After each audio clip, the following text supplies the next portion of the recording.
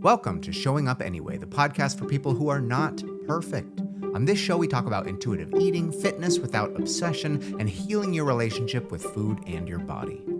Hey, everybody. Welcome back to Showing Up Anyway.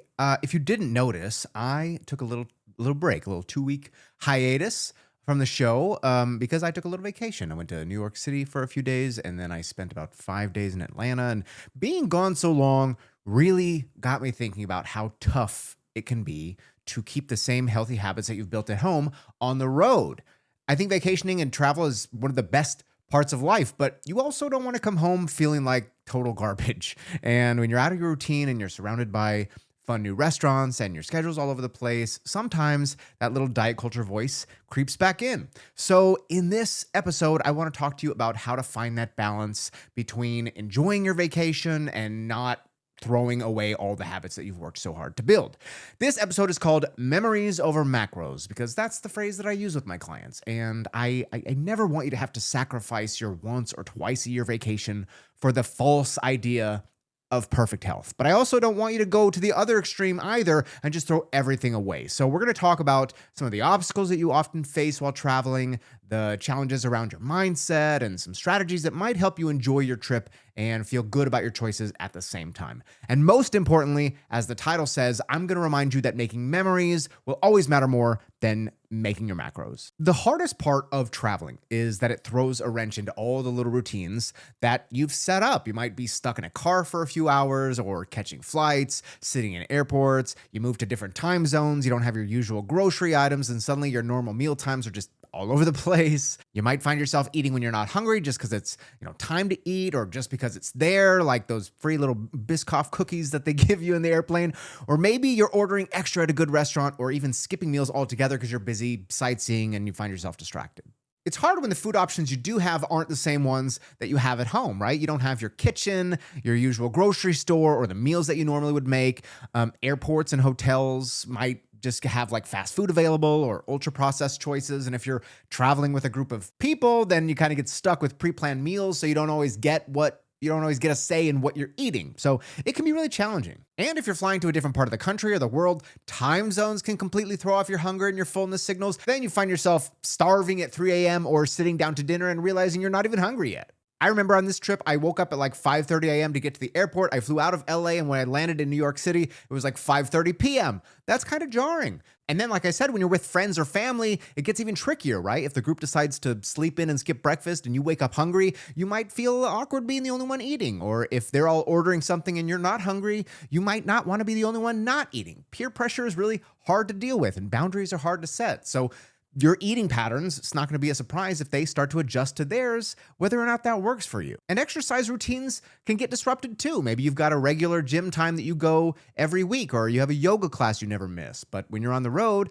long stretches of sitting or laying at the beach or days packed with different activities make it really hard to move the way that you're used to. I was gone for my vacation, I think, like 9 days. I didn't work out a single time. I wanted to, I planned to, but even if you want to, it might not fit in. And that can bring up some really negative feelings and leave you feeling pretty guilty. Which leads me to maybe the hardest part. It's not always the food or the movement. It's what's going on inside your head, right? Travel can really trigger those old perfectionist thoughts. And you tell yourself, well, everything is just way too different. I might as well not even try.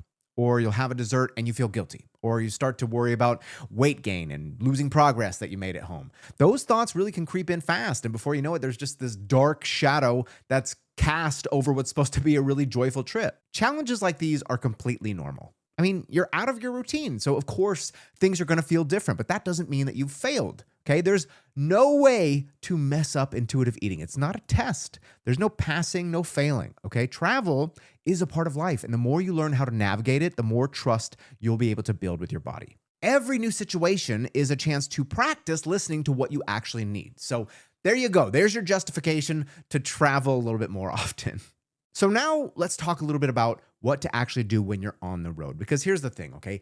Eating intuitively does not stop when you leave home. Actually, that's the coolest thing about it. The greatest thing about all the things that I teach you here as a content creator, as a podcast, as a personal trainer, is that there are things you can absolutely keep doing when you're elsewhere, when you're outside of your normal routine. Some parts just look a little bit different, and they might require some planning and some flexibility. One thing that you must do is to continue to honor your hunger, okay? Try not to ignore it. Even if your schedule is all over the place, do your best to give yourself regular meals and snacks. If you wake up hungry, but the people you're with don't want to eat breakfast, that doesn't mean you should skip it too, okay? Honor your body. Grab something simple for yourself. You're allowed to take care of your needs, even if that doesn't line up with the entire group.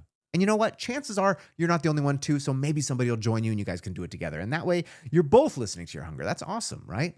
I think one of the easiest ways to do this is to bring snacks with you. And it doesn't need to be carrots and celery, okay? If that just means grabbing a granola bar or a small bag of nuts or jerky from a little airport store, or bringing something like dried fruit or crackers that travel well.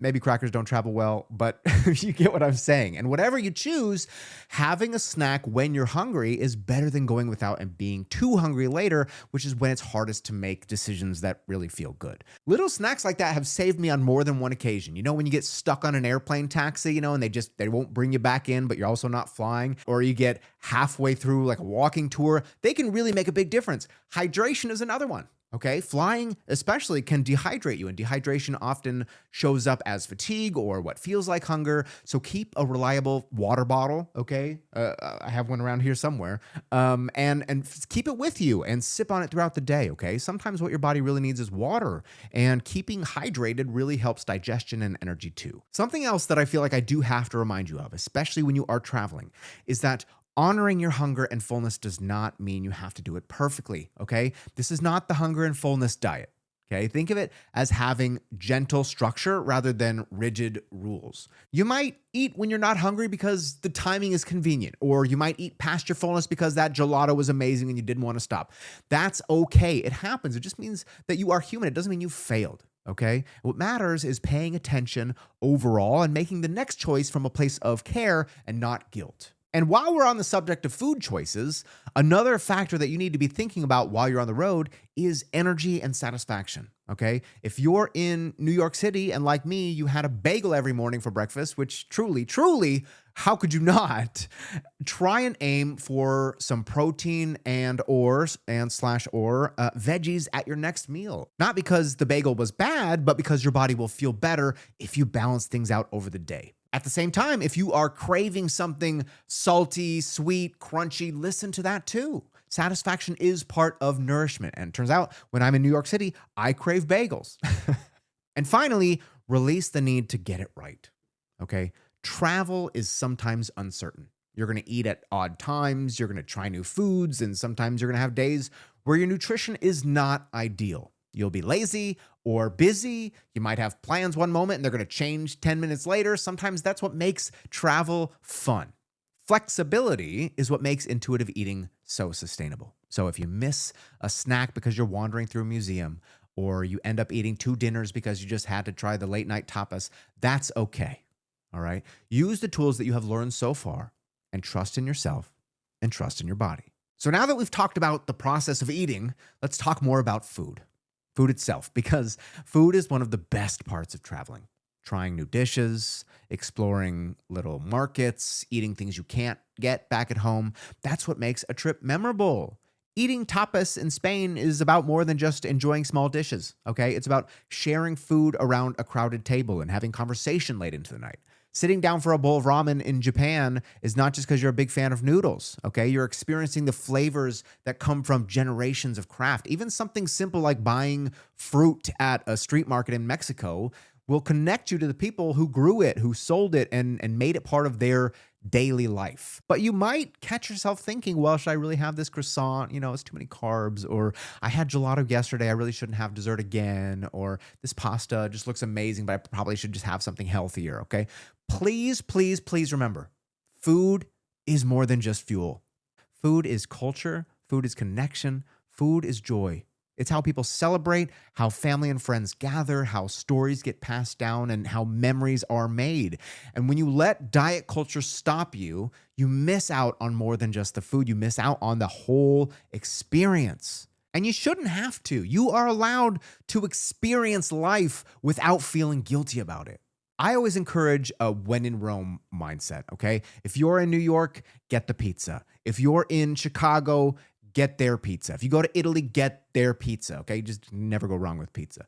But no, if you're walking past a bakery in Paris and you smell the fresh croissants, don't tell yourself that you shouldn't. You're not throwing away your health, okay? Remember our mantra, memories over macros. These foods are part of the experience, and you may never get another chance to try them again in that exact moment. 10 years from now, you're gonna be thinking about how good that French croissant was and how cool it was that you got to eat it in front of the Eiffel Tower. You're not gonna be thinking, wow, I'm so glad I had that bowl of oatmeal. It really helped me hit my fiber that day. Come on. You need to truly give yourself unconditional permission to eat the things that your body is asking for, okay? Nothing is off limits. And when you know you can have something, the urgency around it fades. You can stop and ask yourself, well, what do I actually want right now? What sounds delicious and satisfying?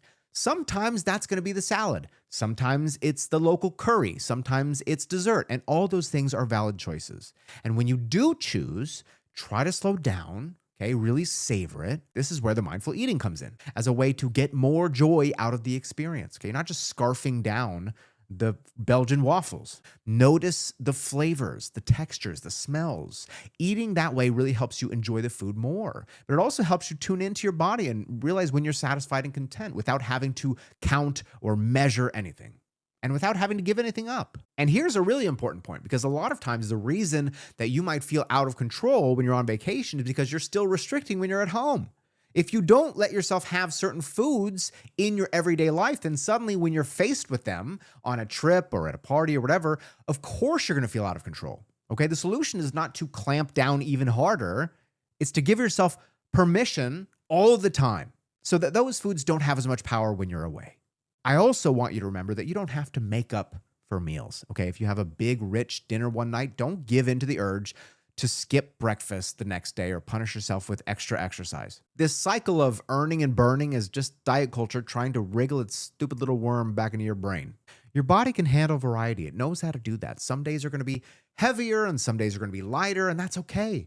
A lot of times you're going to naturally crave something that's fresher or lighter after a rich meal. And that's your body balancing things out without you having to force it. And obviously, as I've already alluded to, enjoy the treats of the world, okay? Have gelato in Italy. Have churros in Spain. Have a slice of cheesecake when you're in New York. Not as a cheat, okay? I absolutely hate that word. Not as something you have to repent for or atone for later, but as a memory that you're making. Guilt around food does not belong in your heart. Those foods do not erase your health, and they don't define your worth. They are simply part of living, and in this case, part of exploring the world. Travel becomes a lot more freeing and enjoyable when you make peace with food. Instead of thinking about what you shouldn't eat, try and be present in the experience and make the most of it, whether that's walking through a farmer's market or trying street food on the corner or sitting down for a Michelin star restaurant, okay? Those are things you're never going to forget. Now, I do want to talk a little more about movement. I kind of touched on it a little bit earlier, but this is an area that travel can really throw you off, okay? At home, like I said, you got your rhythm, okay? You're going to the gym, you're going to the favorite Zumba class, you got morning walk with your dogs. But when you're traveling, that routine is flipped upside down, right? And a lot of people really start to feel guilty, like I should be doing more, I'm being lazy. But movement on vacation does not need to look like your workouts at home. In fact, it shouldn't. It should not. Travel is an opportunity to move in different joyful ways that fit the trip that you're on, okay? We can start with the fact that you're already probably moving more than you realize, okay? You're walking through airports, you're hauling luggage, you're exploring a new city on foot probably, or maybe on bicycle. You're climbing stairs at historic sites. All of that stuff is great exercise and it adds up. It adds up fast. Oftentimes when I go on vacation, I finish my days with a lot more steps than I ever would in my normal routine. And you also have a really cool opportunity to do things that you normally wouldn't do, okay? Like if you're near the water, if you're near the ocean or something, go swim or snorkel or paddleboard or just splash around the ocean. If you're walking around somewhere with hiking trails or mountains, take advantage of that. Dance at a local nightclub, wander through a theme park, rent a bike and ride around the city. I did that in New York. It's amazing, okay? Movement does not have to be structured. It can be playful. But on the flip side, sometimes the best thing to do for your body is to rest, okay? You're going to face jet lag and long flights, packed schedules, and all that stuff that takes a toll. And giving yourself permission to nap or lounge by the pool or whatever, have a slow day, get a massage, is a great form of probably much needed self-care. Tune into your body and ask yourself what would feel really good right now. Sometimes that's walking. Sometimes that's stretching in your hotel room. Sometimes that means lying down. We haven't spent an entire episode talking about movement yet, okay? But suffice to say, it's best used as a way to feel better, more energized, less stiff, less stressed, stronger, more connected to your body, okay? If it helps you feel good, do it. If it doesn't, find something else. You're not obligated to go to the hotel gym just because it's there. So instead of trying to burn a bunch of calories, think about how you can weave movement into the adventures that you're already going on. Walk because it helps you take in the city. Swim because the water is crystal clear. Or rest because your body is asking for it. That's what joyful movement looks like. And my hope is that that leaves you feeling refreshed instead of feeling like you need another vacation when you get home. Now, this might be pointing out the obvious, but when you travel, your body's going to change, okay? Because of the different foods, the movement that you're doing in different ways. You might be holding onto water because of the temperature changes, or you might feel a little bloated because you're eating saltier meals or extra carbs. That's all normal. A week of vacation is not going to undo all the work you've done over the past few months at home. You're not failing. And in fact, I would argue you're succeeding at really enjoying your vacation. The bigger challenge is your mindset. It's that voice telling you that dessert was too much. You might as well just eat everything and start over next week when you get home. The voice convincing you that you have to be 100% disciplined every second of your vacation or you've blown it.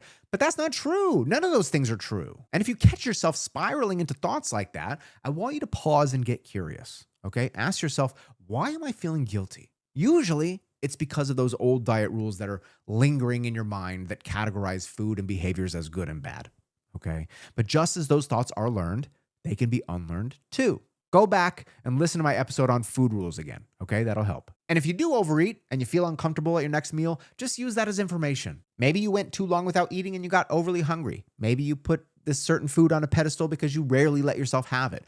Whatever it is, it's a learning moment, okay? It is not a reason to punish yourself. Let's shift your perspective a little bit. Your vacation is short. Even if it's 2 weeks, that's a handful of days in the whole year. And if you're lucky enough to do that yearly, it's probably 1% of your life. You don't have to micromanage your entire life. And in fact, truly relaxing and enjoying your meals and letting go of guilt really reduces your stress. And that's a huge benefit to your health. Your health is an accumulation of what you do most of the time, not some of the time. And this is where mindset really matters because you can pack all the snacks you want. You can plan all the walking routes and scope out the menus ahead of time. But if you are stuck in that guilt and perfectionist mindset, you are still going to feel miserable. Travel is supposed to feel freeing, not stressful. So I actually have a few mindset tweaks that I think are going to help you. Number one, I want you to let go of the rigid plan. Okay, sometimes vacations are unpredictable. Schedules are going to look weird. Food is going to look different. Sleep is not always great. Okay, grant yourself a little flexibility. Number two, focus on the experience instead of your appearance. Don't let worries about what you look like in your photos or how your body compares to other people steal your joy. Your body is the reason you're even able to experience these things in the first place. Carried you through those airports, up the mountains, through the museums, onto the dance floors. It deserves gratitude and not criticism. You deserve to feel comfortable in the body that you're traveling in today. Number three, I want you to protect your peace. If you are traveling with people who love to make diet comments like, oh, I shouldn't be eating this, or I'm going to need to really work this off later, you don't have to take that on, okay? Change the subject. Set a boundary. Maybe all you need to do is remind yourself that their guilt is not your guilt, okay? You're allowed to approach food differently than other people do. And number four, cultivate some self-compassion. You are not going to get it right all the time. There's going to be moments where you overeat, where you feel a little uncomfortable, where your old nasty thoughts start to sneak back in. Instead of beating yourself up over it, I want you to talk to yourself the way you would talk to a friend. Tell yourself, I've got to trust myself and my body. I'm doing the best that I can. And then move forward. At the end of the day, Traveling is about living and tasting things and laughing and resting and moving and being present and making memories. The food, the movement, the mindset, those are just tools to help support you, not to control you. When you look back at your trip years from now, you're not going to remember how many steps you took or how many calories were in your meals, okay? But you will remember the seafood boil that you had with your friends on the beach. You're going to remember the s'mores you had over the campfire, sipping hot chocolate before skiing in the Swiss Alps, trying, jerk chicken fresh off the grill in Jamaica. Those are the moments that stay with you, the ones where you allowed yourself to be fully there. I'm going to leave you today with a message that I give all my clients before they go on vacation. Enjoy your trip. Really enjoy it. Feed yourself, move your body in ways that feels good, rest when you need to, and forget the guilt. You're going to come home with amazing memories and with proof that you can trust yourself wherever you are. And that is what this journey is all about. Thank you for tuning into this episode of Showing Up Anyway. You can find it for free on Spotify or wherever you get your podcasts. And wherever you're listening, if you like the show, I'd love it if you gave me a 5-star review because that does help other people find the show. And hopefully it'll help change their life just like you're looking to change yours. If you're listening on Spotify, though, you can follow me and tap the bell icon so you get notifications when new episodes come out. I'm Coach Adam. Remember, when things get challenging, keep showing up anyway.